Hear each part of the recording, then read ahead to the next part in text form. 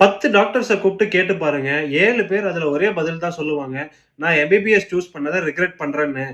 ஆனா அத ஓப்பனா யாரும் வெளியில சொல்றதில்ல. எல்லாருமே டிராவலிங், டேட்டிங், என்ஜாயிங்ன்னு இருந்தப்போ, என்னோட டாக்டர் ஃபிரெண்ட்ஸ் எல்லாம் மட்டும் அவங்க 20ஸ் ஃபுல்லாவே லைப்ரரில, ஹாஸ்டல்ல, நைட் டியூட்டின்னு அடுத்த எக்ஸாமுக்கு பாத்வேஸ், சைக்கிள்ஸ்ன்னு எல்லாத்தையும் மெமரைஸ் பண்ணிட்டு, எப்படியாவது ஃபெயில் ஆவிடக்கூடாதுப்பா அப்படின்னு ஒரு டென்ஷன்லயே இருந்தாங்க. ரியாலிட்டி என்ன? நீங்க ஏர்ன் பண்ண ஸ்டார்ட் பண்றது ரொம்ப லேட்டு. உங்கள விட பாதி ஸ்ட்ரெஸ் எடுத்துக்கிட்ட மத்தவங்கலாம் உங்கள விட டபுள் மடங்கு ஏர்ன் பண்றாங்க. நமக்குள்ள இருக்க காம்படிஷன் வருஷம் வருஷம் மென்டலா இருக்கு. பேஷண்ட், சீனியர் ஏன் நமக்கு மேல இருக்க அட்மின் எல்லாருமே நம்மள பயங்கரமா டிஸ்ரெஸ்பெக்ட் பண்ணுவாங்க. இது எல்லாமே சிஸ்டம்ல நார்மல்னு சொல்லுவாங்க. அல்டிமேட்லி டாக்டர்ஸ் நெறைய பேர் ரிக்ரெட் பண்றாங்க. காரணம் அவங்க மெடிசின ஹேட் பண்றாங்கன்னு இல்ல. அவங்க போடுற இன்புட் எஃபோர்ட்ஸ் ரொம்ப அதிகம். அவங்களுக்கு கிடைக்கிற ரிட்டர்ன்ஸ் ரொம்ப கம்மி அண்ட் ரொம்ப லேட். எம்பிபிஎஸ் தான் உங்க ட்ரீம் அப்டின்னா, அட்லீஸ்ட் உங்க ஐஸ ஓப்பனா வச்சுட்டு போங்க.